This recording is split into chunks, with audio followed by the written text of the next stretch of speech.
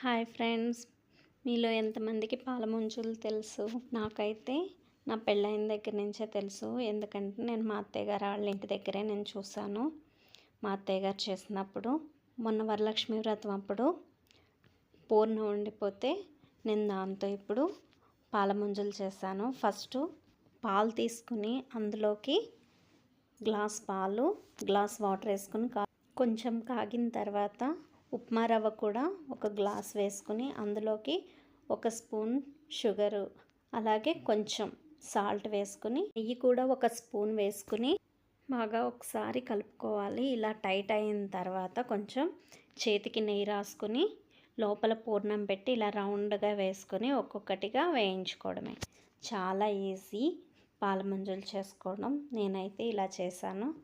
Thank you friends. ఎవరైనా subscribe చేసుకోకపోతే subscribe చేసుకోండి. Thank you for watching.